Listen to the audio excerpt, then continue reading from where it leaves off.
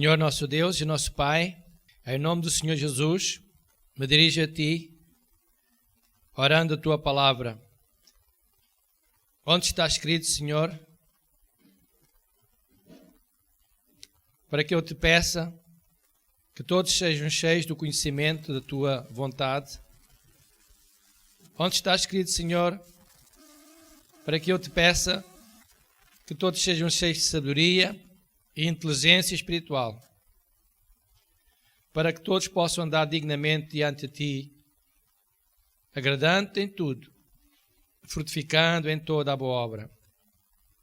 Pai, esta é a minha oração e oro, Pai, que todos quantos possam ouvir esta mensagem possam crescer no conhecimento que vem de Ti. Também que todos sejam corroborados em toda a fortaleza, segundo a força da Tua glória. Oro, Pai, que em todos haja paciência, sejam longânimos e aqueles que já Te conhecem Te sirvam com gozo, com alegria, no nome de Jesus Cristo. Esta é, Pai, a minha oração. E por isso dou graças porque nos estás a todos a fazer idóneos para entender a Tua palavra, para podermos participar desta herança que nos tem deixado, como santos, andando na Tua luz. Obrigado, Senhor, porque nos tens tirado também do poder, da potestade das trevas, e agora nos tens transportado para o reino do Filho do Teu amor, que é Jesus Cristo. Graças Te damos, Senhor, porque esse amor é a razão da nossa redenção. Por causa desse amor, Jesus foi à cruz pagar pelos nossos pecados, para nos redimir de todos os pecados, Pai. E Te damos graças por esse amor. Em o nome de Jesus Cristo. Amém. Então vamos falar como lidar com ira. Regras para lidar com ira. Duas personalidades fortes numa relação são como dois rios, que os dois correm para um afluente. Vão fazer de uma corrente de tal maneira forte, que leva tudo à frente. E quando há duas pessoas com personalidades bastante fortes e elas estão iradas, é assim comparado a um rio. A ira pode ser instantânea, ou pode ser como um flash, né? Flash, ou um raio. Pode ser prolongada, como o barulho de um trovão. A ira faz muitas vezes as pessoas colidirem e ficarem dolorosamente feridas. Outras vezes faz com que as pessoas se distanciem rapidamente ou silenciosamente. E até a ira pode causar danos numa relação. Mas se nós soubermos lidar com ela, com a ira, de uma forma correta, ela não tem que ser sempre destrutiva. Então vejamos as regras de Deus para lidar com a ira. Regra número 1. Deixai a mentira e falai a verdade. Irai-vos e não pequeis, não se ponha o sol sobre a vossa ira. Regra número 1. Deixai a mentira. Quando duas pessoas elas não são genuínas, não são verdadeiras, isso leva mais dia menos dia que a pessoa entre num estado de desconfiança e vai causar ira. Então, a verdade deve imperar nos relacionamentos. Depois, pode haver ira, mas não pode ser duradoura, não pode ser para sempre. A ira tem que ser passageira. A Bíblia dá-nos a entender que não pode ser muito tempo, muito prolongada. A exemplo, Efésios capítulo 5, versículo 25 e 26. Efésios capítulo 5, versículo 25 e 26. Versículo 25. Vós, maridos, amai as vossas mulheres, Como também Cristo amou a igreja e a si mesmo se entregou por ela, para a santificar, purificando-a com a lavagem da água pela palavra. A regra de Deus, neste caso, fala de amor. O marido deve amar a sua esposa, deve dar a vida por ela. Ele deve estar disponível para a sua esposa. Quando estiver zangado, ou quando alguém se zangar, nunca deve negar isso. Há pessoas que gostam muito de ser atores. Mas há bons atores e maus atores. Há aqueles que disfarçam quase na totalidade, mas há aqueles que é escusado porque toda a gente sabe que não está zangado. Então é preferível a pessoa ser genuína. Está zangado, está zangado. Não, a vida não corre bem a todas as pessoas todos os dias. A mim nem sempre me corre bem. Não sei se acontece com vocês. Vocês estão a viver no mar de rosas, mas eu não. Então, por vezes, as coisas não me acontecem como eu desejava. Não é assim tão agradável viver às vezes. Não é assim tão bom lidar com pessoas às vezes. Não é assim tão fácil lidar com as pessoas. Ainda assim, nós devemos não negar quando estamos zangados. Estamos zangados, estamos zangados. Agora, a ira pode ser construtiva. Se nós temos razão para ficar zangados, quando somos maltratados, quando ninguém faz para mudar as situações, as coisas, para mudar o que está errado e transformá-lo naquilo que está certo. Quando nós lidamos com uma pessoa que não é verdadeira e está sempre a mentir,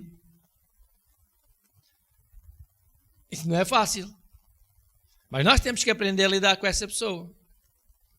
Se nós lidamos com uma pessoa que é mentirosa sempre, todos os dias, nós vamos ficar irados por ela ser mentirosa.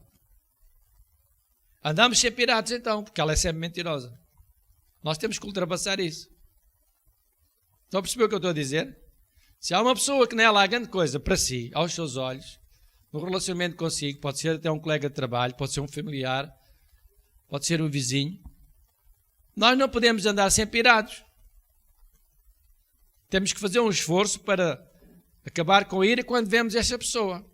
Eu tenho lá uma situação engraçada, caricata, em casa com 2 animais. São 2 gatos e são 2 adultos e são machos.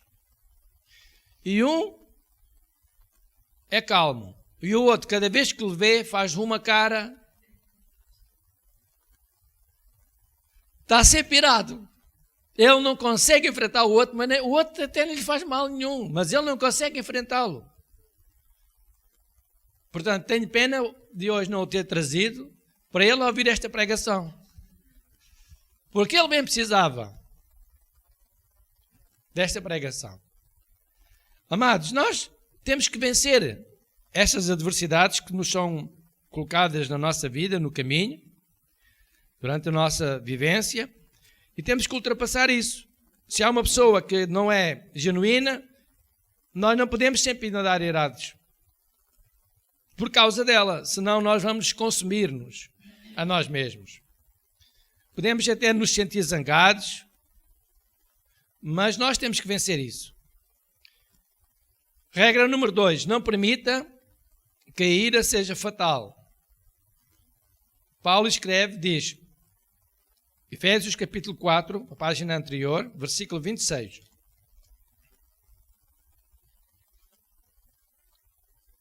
Irai-vos e não pequeis. Não se ponha o sol sobre a vossa ira. Paulo estava aqui a querer dizer e ensinar-nos que não é bom que nós mantenhamos a ira prolongadamente durante muito tempo. Ele diz, olha, se durante um dia tu ficares irado, não deixes que o sol desapareça e mantenhas essa ira durante a noite. Porque amanhã, quando acordares, essa ira vai estar lá no coração. Quer dizer que antes da noite acabar, antes do dia acabar, nós devemos resolver o problema. Eu já ensinei aqui uma vez que o vencedor não é aquele que a teima.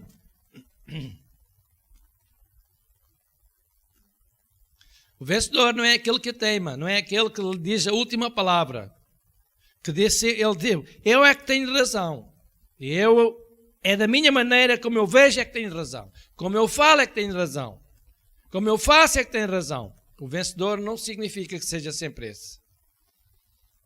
A maior parte das vezes não é ele que tem razão. Quem tem razão é quem usa o método como Deus ensinou e como o Paulo nos ensina, o amor.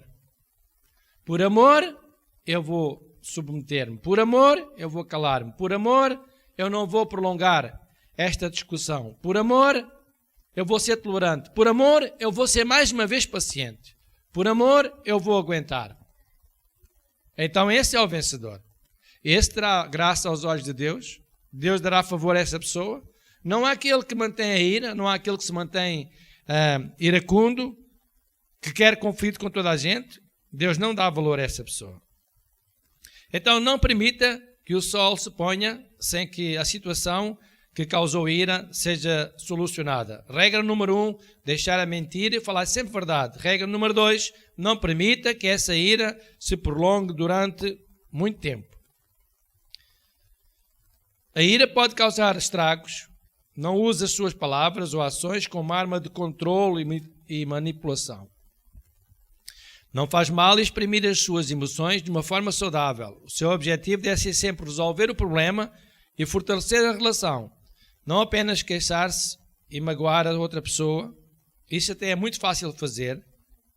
Nem precisamos de uma boa dose de graça para fazer isso, para magoar alguém. Basta dizer uma ou duas palavras e já estamos a magoar as pessoas. Palavras que podem trazer ira, podem trazer problemas. São aquelas palavras que alguém diz com uma atitude de zombar, uma atitude sarcástica. Essas palavras magoam as pessoas. Como se essa pessoa que está a falar fosse o dono da razão. Essa pessoa, claro que provoca a ira. Às vezes, nós temos que fechar os nossos ouvidos quando ouvimos pessoas desta natureza. Nós devemos ter cuidado para não deixar que o diabo influencie o nosso coração por causa destas pessoas. Provérbios capítulo 15, versículo 4. Uma língua saudável é a árvore da vida. Uma língua saudável é a árvore de vida, mas perversidade nessa língua, quebranta o espírito. Então, é bom que a nossa língua ela seja sempre uma língua que possa produzir bons frutos. Isto é, o resultado dessa língua sejam palavras que não levem a conflitos, que não levem a guerras, que não levem à ira. Quando nós somos ofendidos, nós temos sempre motivo para falar mal. Falar de quem nos ofendeu, justificar porque estamos ofendidos, mas nem sempre isso resulta. Isso só servirá para nós desabafarmos. Mais nada. Pouco mais adianta. Já pensou quando nós estamos ofendidos, nós vamos desabafar, ficamos aliviados cá por dentro. A nossa alma fica aliviada, os nossos sentimentos ficam mais aquietados. Mas não resulta nada. Nós fomos semear aquilo que nós tínhamos no coração, fomos semear nos ouvidos de alguém que está disposto a ouvir-nos. E na verdade nós até fomos causar um pequeno dano. Fomos influenciar aquela pessoa contra a outra e diretamente ela não tem nada a ver com o assunto. Mas porque nós fomos influenciá-la, ela ficou até já com má impressão daquela pessoa. Então, às vezes os nossos desabafos podem não ser saudáveis. É bom evitar que isso aconteça. Em relação aos irmãos em Cristo, aos irmãos da igreja, é bom evitar, porque um irmão abatido, um irmão ofendido, é difícil levantar. Muito complicado. Provérbios capítulo 18, versículo 14 diz assim: na página 652, 18, versículo 14. O espírito do homem aliviará a sua enfermidade, mas o espírito abatido, quem o levantará? Quando alguém está ofendido, está abatido por causa de uma injúria, de uma palavra, de uma atitude, é difícil levantar essa pessoa. Por isso nós devemos ter cuidado para que não sejamos causadores dessa pessoa estar a sofrer. Provérbios 18, 21. Eu sei que não vos estou a dizer nada de novo, mas é um alerta para todos nós. A morte e a vida estão no poder da língua. E aquele que ama comerá do seu fruto. Se nós andarmos a utilizar a linguagem que produz dano, produz ira, produz guerra, contenda, dissabor, nós vamos colher o resultado disso. Porque alguém vai ouvir isso e vai agir de acordo com a semente que nós semeamos. Mas se nós formos mais cuidadosos, certamente que isso vai resolver muitos problemas, inclusive dentro da igreja, inclusive entre os irmãos que têm atividades. É bom que nós tenhamos cuidado. Agora, eu quero terminar com alguns conselhos. E muitas vezes, o ignorar, o reprimir, o suprimir ou fingir que não está zangado é basicamente uma desonestidade e mentira. Eu já fui acusado várias vezes, como pastor, de ser muito frontal, de dizer as coisas e as pessoas ficam ofendidas. Mas, às vezes, as pessoas têm razão. Eu reconheço que uma outra vez eu também falho. Também digo coisas que não deviam ter sido ditas naquela hora, devia ter ponderado. Reconheço isso. Mas também tenho coragem para pedir desculpa e perdão às pessoas se eu ofendi. Mas é preferível nós às vezes sermos mais frontais do que andar com escondidos. Porque senão, mais tarde ou mais cedo vai ser descoberto. E você fica muito zangado. Quando alguém o andou a enganar 3 anos, 4 anos, olha, vê lá. E às vezes ouvimos aquelas conversas que nós não gostamos nada. E que eu também não quero pronunciar aqui hoje essas palavras. Por isso, é preferível nós às vezes sermos mais genuínos, mais abertos e dizermos aquilo que nós sentimos, para evitar fingimentos, para evitar que não estamos zangados quando as coisas não nos correm bem. Pronto, não estamos zangados, estamos chateados, as coisas não correram bem. Não gostamos daquilo, não gostávamos daquela conversa, mas vamos resolver o assunto. Desabafámos, dissemos aquilo que sentíamos e agora vamos em frente. Portanto, desonestidade, mentira, é nós às vezes ignorarmos, ou reprimir, ou fingir que não está zangado. Isso também não é verdade, isso é desonestidade. Outra forma de mentir quando está zangado é o exagero. Nunca me ouvem o que eu digo, ignoram sempre as minhas vontades, os meus desejos. Eu também tenho sentimentos, eu também sou de carne e osso. Essas conversas são as conversas do casal. Mas, às vezes, nós temos que dar espaço às pessoas. Se nós queremos que os outros façam a nossa vontade, nós também temos que estar disponíveis para ajudar quando outra pessoa que vive connosco, um colega de trabalho, um cônjuge, um filho, também colabora connosco. Então nós devemos ter a capacidade de saber avaliar quando devemos estar com a pessoa e ajudá-la também. Outra forma de mentir é quando nós estamos zangados e culpamos o outro. Uma é fingir, está tudo bem. Outra é exagerar e outra é culpar o outro. Outra, tu é que és culpado. Se tivesse chegado a horas, não tinha acontecido isso. O comer não estava frio. Se não demorasse tanto tempo, se tivesses feito assim. Bem, é muito fácil apontar os dedos quando nós temos dedos nas mãos. Mas torna-se difícil quando os nossos dedos, eles não endireitam. Não é? Há pessoas que têm artroses nos dedos e para essas pessoas há dificuldade de apontar os dedos. Nós que temos os nossos dedos sãos, vamos usá-los corretamente. Porque é muito fácil apontar o dedo. Muito fácil, muito fácil, muito fácil. E Colossenses capítulo 3, abram a vossa Bíblia. O apontar o dedo não resolve o assunto.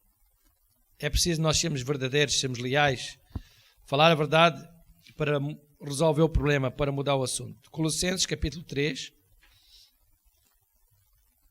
O que é que interessa? Apontar o dedo. Não está a resolver nada.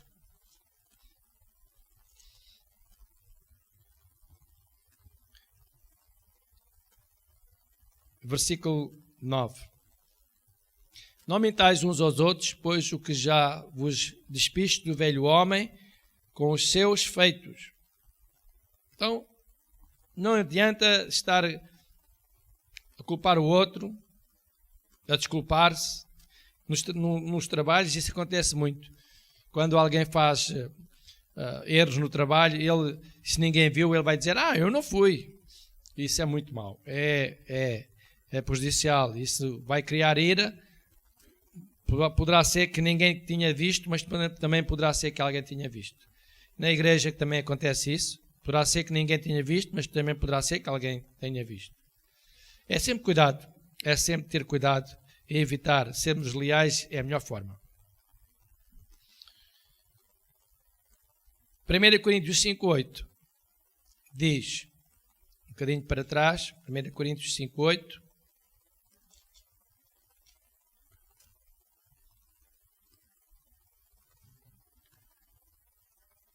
Pelo que façamos festa, não com o fermento velho, nem com o fermento da maldade e da malícia, mas com os asmos da sinceridade e da verdade.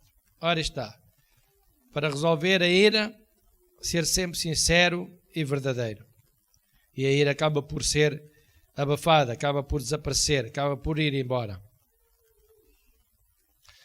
Resolver os assuntos sendo íntegro, falando sempre a verdade, é uma forma fácil de acabar com a ira. Um cristão não pode ser um ator. Um cristão tem que ser genuíno, assim como Jesus foi. Terminamos com Tiago 5, versículo 12.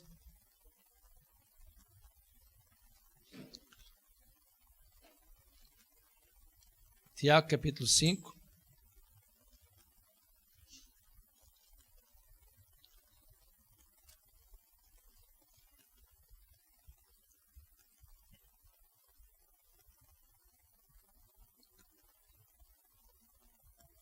Mas, sobretudo, meus amados irmãos, não jureis nem pelo céu, nem pela terra, não façais qualquer outro juramento, para que a vossa palavra seja sim, sim e não, não, para que não caiais em condenação.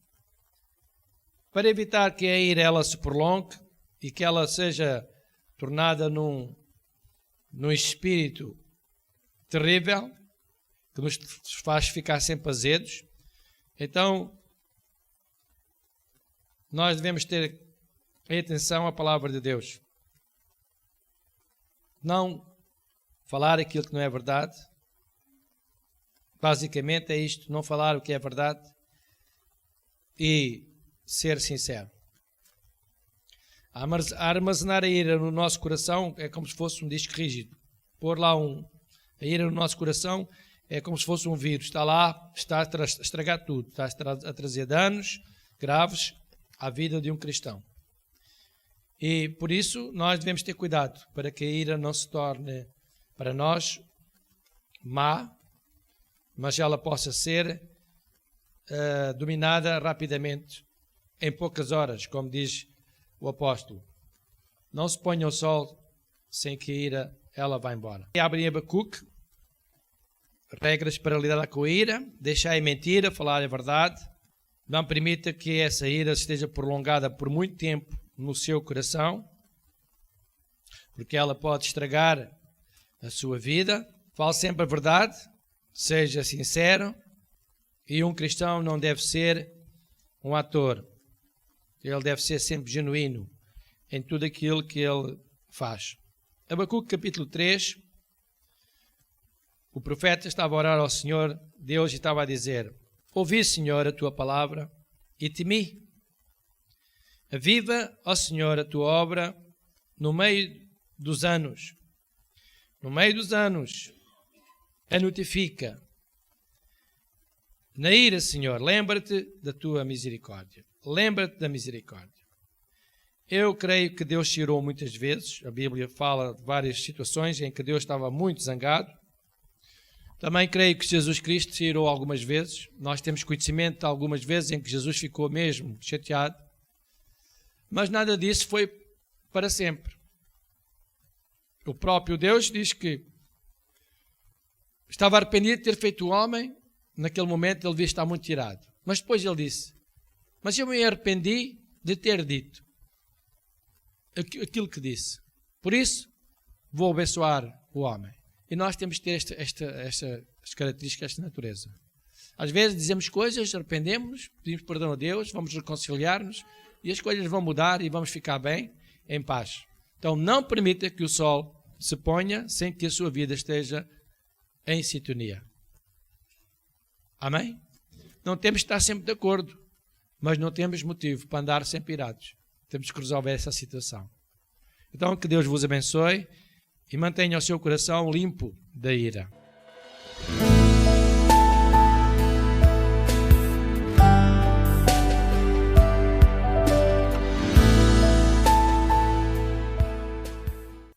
Vamos então, abram a Bíblia em Gênesis, capítulo 8, versículo 22. Enquanto a terra durar, sementeira e cega, e frio e calor, e verão e inverno, e dia e noite não cessarão. Glória a Deus por este versículo. Porque na verdade nós estamos aqui hoje por causa dele. Amém? Boas pessoas partiram para a eternidade e este versículo já não faz sentido na vida deles. Já acabou a terra para eles. Já acabou o frio, já acabou o calor. Já acabou tudo. Mas para nós faz sentido este versículo. E por isso nós devemos ter sempre um coração agradecido para com Deus, porque Ele é bom e Ele abençoa o seu povo. E é uma regra que nós devemos pôr sempre em prática, é semear para colher. E neste dia nós vamos semear na casa de Deus, para abençoar a obra de Deus. Estamos no início do ano e vamos fazê-lo com rigor, com disciplina, com amor à obra de Deus, servindo a Deus com gozo no nosso coração. E se o fizermos, Deus vai sempre abençoar o seu povo. Amém? Então preparemos as nossas ofertas e vamos semear na casa do Senhor neste dia.